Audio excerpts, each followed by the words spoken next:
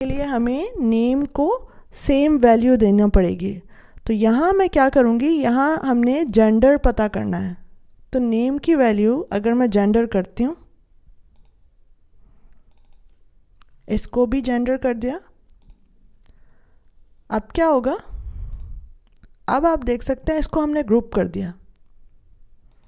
अब अगर मैंने फीमेल सेलेक्ट किया और मेल सेलेक्ट किया, अब आप देख सकते हैं कि ये इसका प्रॉपर बिहेवियर है। So this is how you can group to get the proper behavior. अच्छा, अब आप देखिए कि यहाँ पर क्या हो रहा है कि मैं क्या चाह रही हूँ कि जब पेज लोड हो, अभी जब पेज लोड हुआ तो आप देखें कि दोनों में से कोई भी ऑप्शन सेलेक्ट नहीं हुआ था। तो अगर मैं चाहूँ कि जैसे ही पेज लोड हो तो कोई भी एक ऑप्शन इसमें से डिफ़ॉल्ट सेलेक्टेड हो या चेक्ड हो, तो उसके लिए मैं क्या करूँगी, उसके लिए मैं चेक्ड का एक एट्रीब्यूट यहाँ यूज़ करूँगी। तो जिस भी यहाँ पर जैसे अगर मैंने फीमेल पे चेक लगाया तो अब क्या होगा,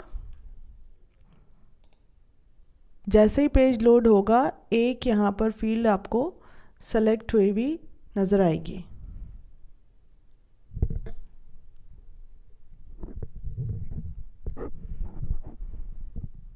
अब हम क्या करेंगे, नेम और वैल्यू के पेयर में सर्वर पे डेटा जाता है जैसे कि हमें पता है। तो यहाँ मैं एक वैल्यू भी असाइन कर दूँगी, वैल्यू का एट्रीब्यूट। वैल्यू में यहाँ पर मैं दे देती हूँ m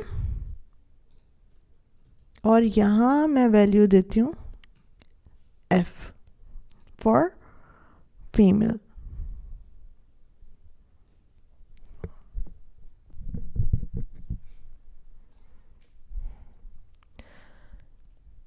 Now we will discuss how to create checkboxes and when we need to create checkboxes. So if you want to allow users to select and unselect more than one options in an answer, so you can use checkboxes. So let's create checkboxes. यहाँ हमें user का interest पता करना है। तो check box create करने के लिए हमने अभी सीखा था रेडियो बटन कैसे क्रिएट करते हैं। तो रेडियो बटन हम जब क्रिएट करते हैं जब भी आप चाहते हैं यूज़र से कि वो कोई भी एक ऑप्शन सेलेक्ट करे। तो अगर मैं चाहती हूँ कि मल्टीपल ऑप्शंस भी यूज़र सेलेक्ट कर सके, मैं चाहती हूँ कि मैं अलाउ करूँ यूज़र को कि वो एक से ज़्यादा ऑप्शन सेलेक्ट कर सके, उसके लिए हम चेक बॉक्स बनाते हैं। तो अगर मैं इनपुट टाइप चेक बॉक्स दूँ तो वो चेक बॉक्स क्रिएट कर देगा। अब देखते हैं, यहाँ आप देख सकते हैं कि एक चेक बॉक्स क्रिएट कर दिया है। अब यहाँ मैं क्या करूँगी, इधर मैं स्पेसिफाई करूँगी नेम का एट्रीब्यूट।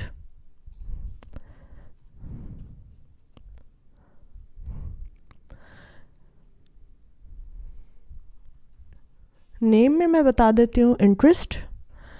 तो हमने देखा था कि नेम एट्रीब्यूट क्या होता है कि वो सर्वर पे जाता है विद द वैल्यू या ऑप्शन जो भी यूज़र सेलेक्ट करता है, और इसी तरह से नेम और वैल्यू के पेयर में हम सर्वर पे डेटा भेजते हैं। तो यहाँ पर अब इंटरेस्ट दे दिया और अब वैल्यू का एट्रीब्यूट हम यूज़ करेंगे। यहाँ मैं बता देती हूँ मेन, और ऑप्शन मैंने यहाँ दे दिया मेंस क्लोथिंग। इसी तरह से हम एक चेक बॉक्स और क्रिएट कर लेते हैं।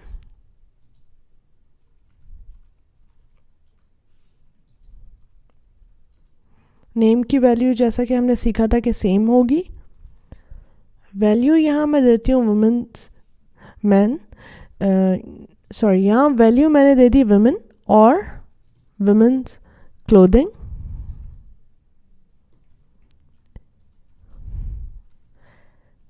एक चेक बॉक्स और बनाते हैं।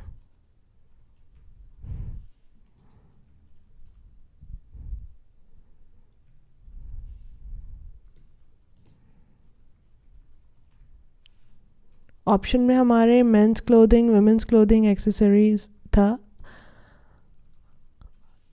एक और चेक बॉक्स बनाया, यहाँ पे इंटरेस्ट बता दिया दोबारा से, और इलेक्ट्रॉनिक्स। अब ये रन करते हैं। आप देख सकते हैं कि चेक बॉक्सेस आप मल्टीपल सेलेक्ट कर सकते हैं। Now we will learn how to create a drop down list.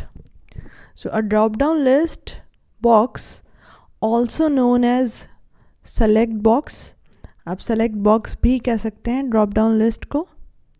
So drop down list box allows user to select one option from a drop down list. A drop down list is going to contain some list of options. क्योंकि पूरी list है तो उसमें आपके सारे list of options होंगे। तो दो तरह के सेलेक्ट बॉक्सेस होते हैं, या तो आप ड्रॉप डाउन बॉक्स डिस्प्ले होता है, या फिर मल्टीपल सेलेक्ट बॉक्स आप डिस्प्ले कर सकते हैं। तो मल्टीपल सेलेक्ट बॉक्स में आप मल्टीपल ऑप्शंस सेलेक्ट कर सकते हैं, और ड्रॉप डाउन लिस्ट बॉक्स में यानी कि सेलेक्ट बॉक्स में से आप सिर्फ एक ही ऑप्शन सेलेक्ट कर सकते हैं। So drop down list is the most important control of a form. So let's create a select box. To create a select box, we will use select element. यहाँ एक पैराग्राफ बनाते हैं जिधर हम nationality मालूम करेंगे यूज़र की। Let's create a select box. इसके लिए हम सेलेक्ट का एलिमेंट यूज़ करेंगे सेलेक्ट बॉक्स क्रिएट करने के लिए। इट्स अ पेयर टैग, तो उसका ओपनिंग और क्लोजिंग दोनों टैग्स होंगे। अब ये हम ब्राउज़र में देखते हैं। यहाँ आप देख सकते हैं कि ये एक लिस्ट पूरी बन गई है। So if I click on this, there is nothing in the drop box, there are no options, यहाँ आप देख सकते हैं। So as we discussed, drop down list is a list of options. So now we need to add options to it. We can add options by using the option tag, and the option tag is a child of select tag.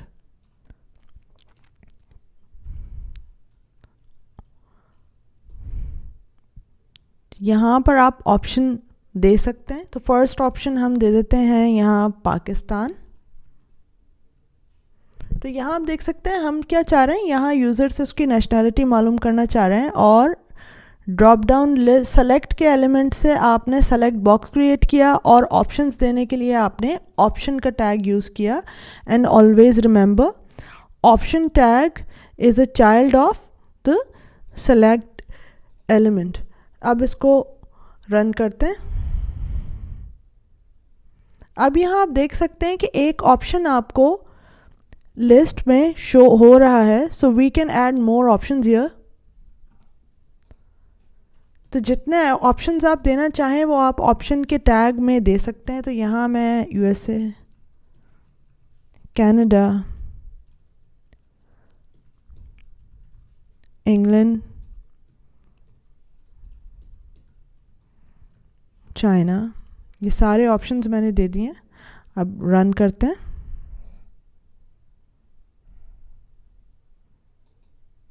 अब यहाँ देख सकते हैं कि इधर user कोई भी एक ऑप्शन सेलेक्ट कर सकता है। अगर मैं चाहूँ कि दो ऑप्शन सेलेक्ट करूँ तो वो अभी हम नहीं कर सकते, क्योंकि अभी हमने एक ड्रॉप डाउन लिस्ट बनाई है। तो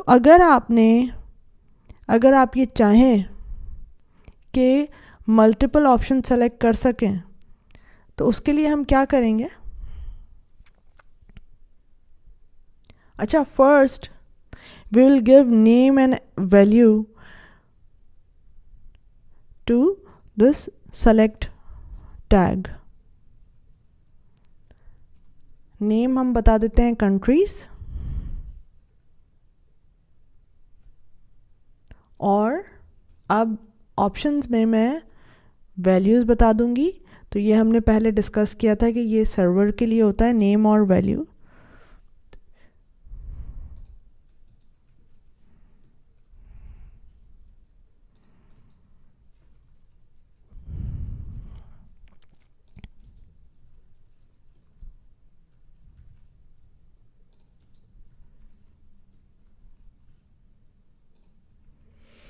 अच्छा, तो अभी मैंने देखा था कि यहाँ मैं कोई भी एक ऑप्शन सेलेक्ट कर सकती हूँ. तो अगर मैं चाहूँ कि मैं इधर मल्टीपल ऑप्शंस सेलेक्ट कर सकूँ, तो उसके लिए सिंपली हम मल्टीपल का एट्रीब्यूट यूज़ करेंगे. अब आप यहाँ देख सकते हैं मल्टीपल के ऑप्शन देने के बाद आप यहाँ देख सकते हैं कि ड्रॉप डाउन बॉक्स की जगह लिस्ट बॉक्स ओपन होगा, and you can see all the list items and can select more than one option.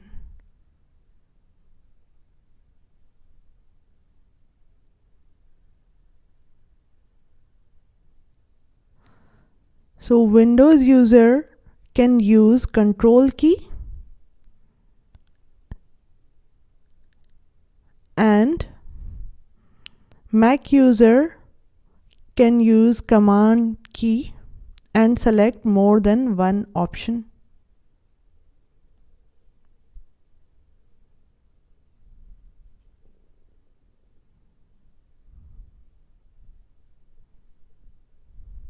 तो जब भी आप सेलेक्ट के टैग में मल्टीपल का एट्रीब्यूट यूज़ करते हैं और मल्टीपल वैल्यूज़ सेलेक्ट करते हैं, तो this will return an array of values. For example, अगर आप पाकिस्तान और यूएस सेलेक्ट करें तो वो आपको रिटर्न करेगा पाक comma Pakistan US.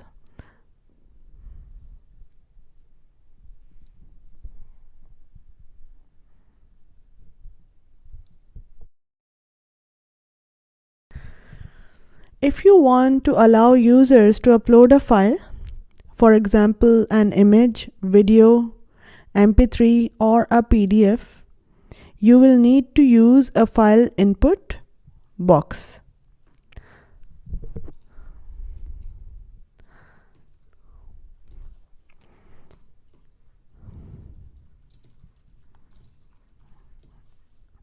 Upload profile picture. अब हम इनपुट का टैग यूज़ करेंगे और इनपुट के टैग में वही टाइप का एट्रीब्यूट. अगर टाइप के एट्रीब्यूट की वैल्यू आप फाइल दें तो it creates a box that looks like a text input followed by a browser button. अब इसको रन करके देख लेते हैं. तो यहाँ आप देख सकते हैं कि यहाँ पर एक चूज़ फाइल, और हमने अभी तक कोई फाइल चूज़ नहीं की है. तो अब यहाँ क्या करेंगे, फाइल के साथ अब मैं नेम का एट्रीब्यूट यूज़ करूँगी. यहाँ हम चाह रहे हैं कि यूज़र अपनी डिस्प्ले पिक्चर अपलोड करे, तो नेम में हमने दे दिया.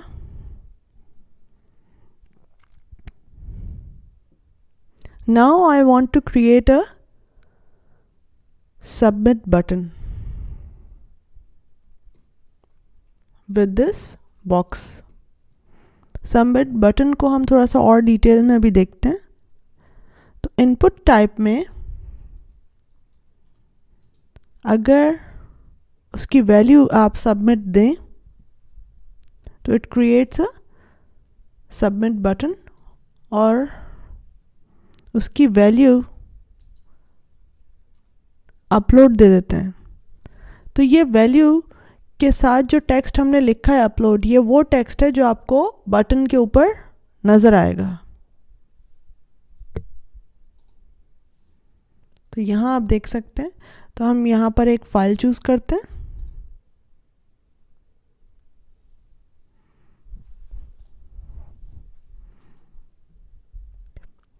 अब ये फाइल एक पिक्चर सेलेक्ट हो गई है और इस तरह से आप पिक्चर अपलोड कर सकते हैं। To submit a form to the server, we use the submit button. So let's create a submit button.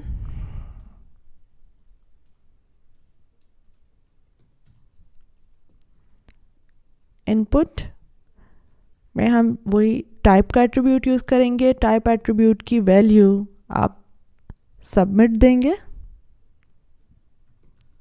अब देखते हैं, यहाँ आप देख सकते हैं कि ये सबमिट बटन क्रिएट हो गया है। So it's a default button. अगर मैं इस बटन को क्लिक करूँ तो हम जो भी यहाँ पूरा फॉर्म फिल करेंगे वो सारी इंफॉर्मेशन सर्वर को सेंड हो जाएगी। तो जो भी इंफॉर्मेशन हमने यहाँ पूरे क्लाइंट से सर्वर को भेजनी है वो हम सबमिट बटन से भेजते हैं, फॉर्म अपना सबमिट करते हैं। तो अच्छा, हमने शुरू में देखा था कि दो एट्रीब्यूट्स होते हैं जो कि फॉर्म में हम यूज़ करते हैं, फॉर्म के एलिमेंट में। एक था एक्शन और दूसरा था मेथड। तो मेथड एट्रीब्यूट उस वक्त की बात हुई थी कि हम आखिर में देखेंगे। तो अब डिस्कस करते हैं कि मेथड एट्रीब्यूट होता क्या है। तो as we learn, method attribute can take two values, एक गेट और पोस्ट। तो हम यहाँ पे मेथड का एट्रीब्यूट पहले यूज़ करते हैं। मेथड, गेट मेथड पहले यूज़ करके देखते हैं। अब मैं क्या करूँगी, मैं पहले सारी पर्सनल इन्फॉर्मेशन यहाँ पर देती हूँ। First name, last name, gender,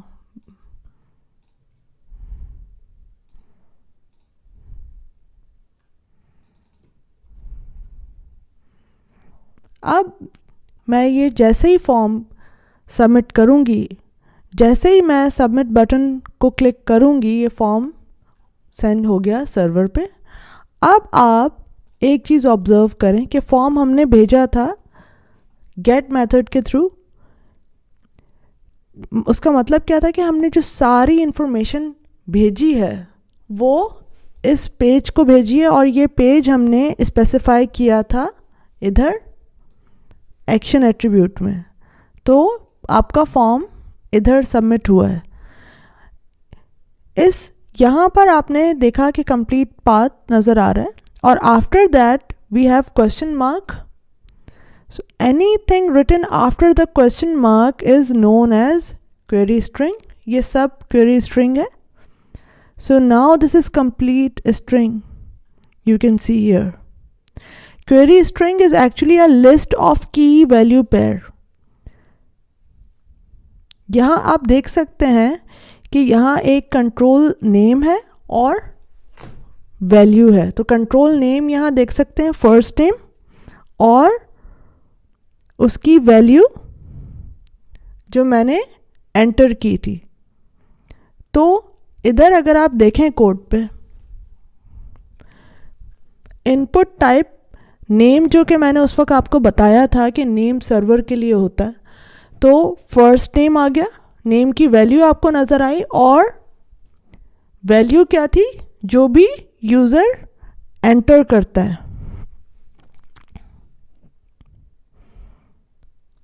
ठीक है, मतलब फर्स्ट नेम इक्वल्स टू हिरा। तो यहाँ फर्स्ट नेम और उसकी वैल्यू हिरा जो मैंने एंटर की थी। और फिर आप देख सकते हैं last name equals to Khan. तो इसका सबसे बड़ा बड़ा आप देख सकते हैं कि डिसएडवांटेज क्या है। अच्छा, और एक चीज़ आप और देखें कि ये जो पूरी क्वेरी स्ट्रिंग है वो की वैल्यू पेयर में नज़र आ रही है, और एंड ये जो साइन आपको नज़र आ रहा है M% is a separator between these की वैल्यू पेयर्स।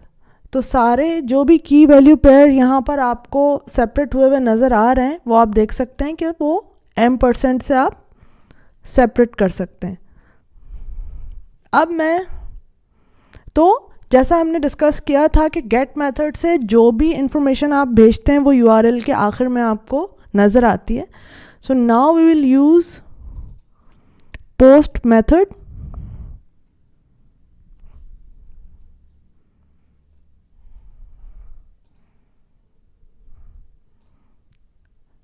अब मैं फॉर्म फिल करूँगी।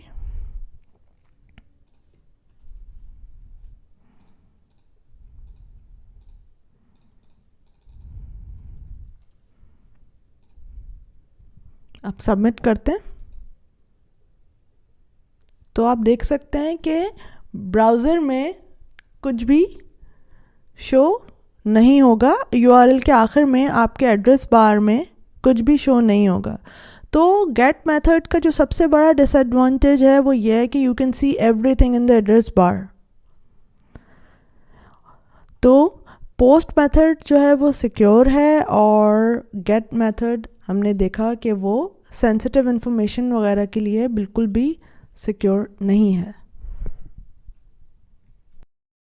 तो अभी हमने सीखा था कि सबमिट बटन किस तरह बनाएं। तो सबमिट बटन हमने पूरी सबमिट बटन से आप अपना फॉर्म सबमिट कर सकते हैं ये पूरा। तो अगर आपको ये डिफ़ॉल्ट बटन नहीं चाहिए और आप चाहते हैं कि इसकी जगह पर कोई और बटन आप यूज़ करें, तो उसके लिए कुछ ऐसी इमेजेस आती हैं जिनको हम बटन के तौर पे यूज़ कर सकते हैं। तो अब देखते हैं कि कैसे आप इमेज यूज़ कर सकते हैं बटन के तौर पे। यहाँ पर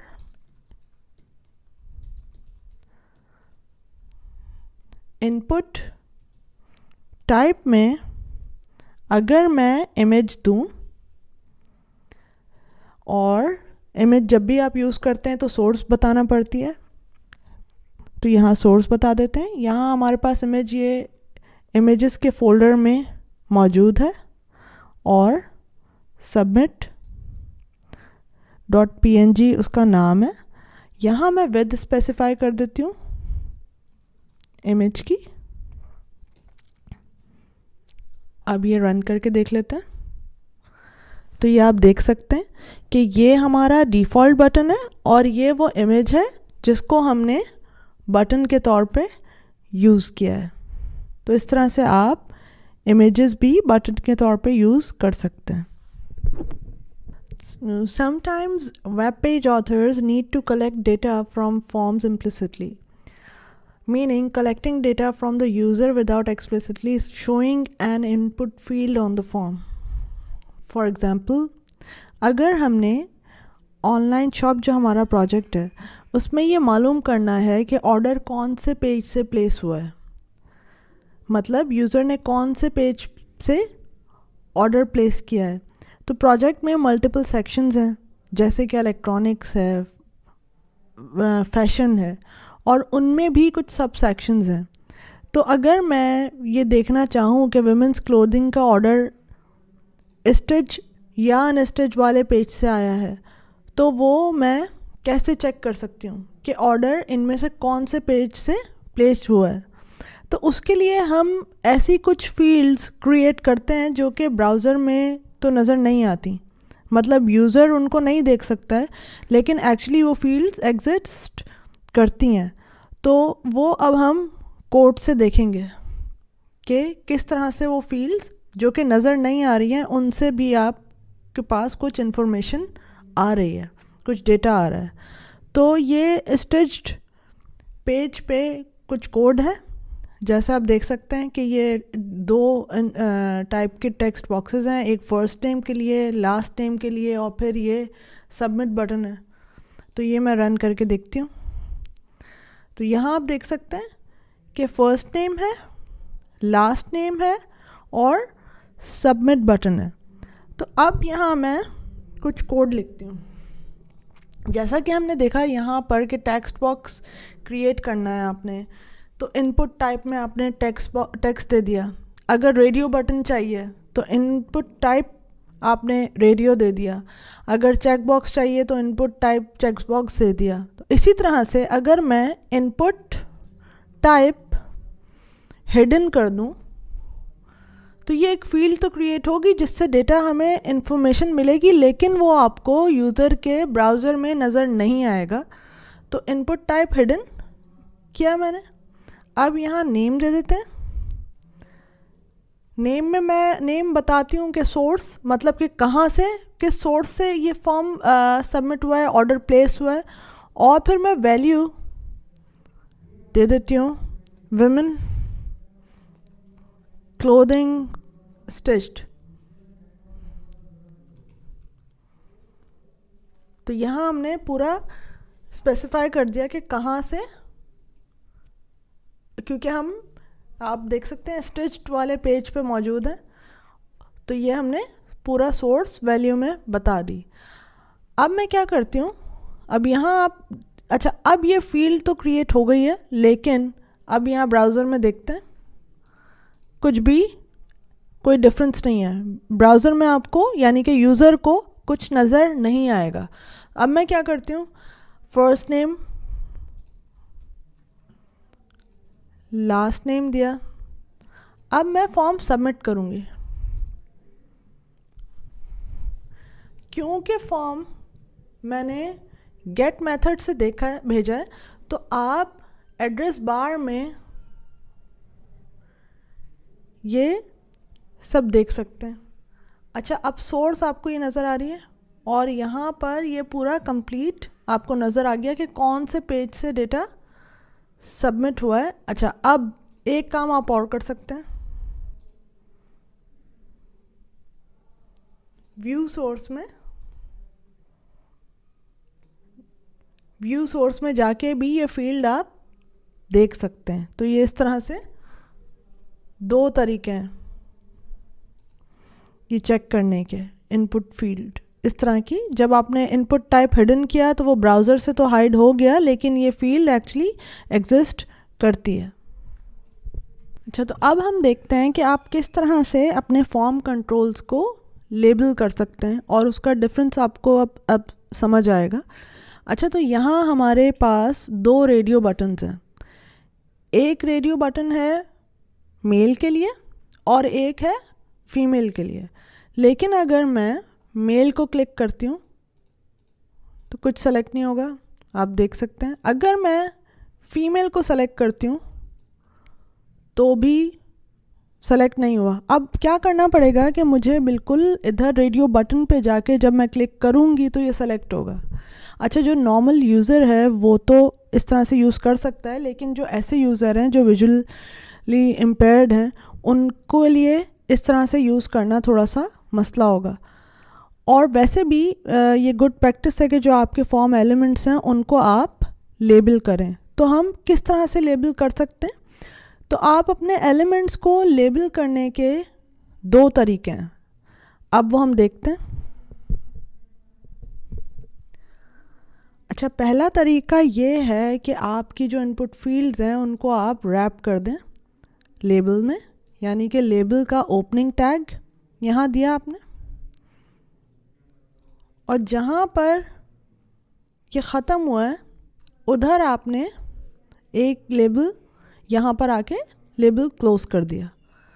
अब इसका रिज़ल्ट देखते हैं।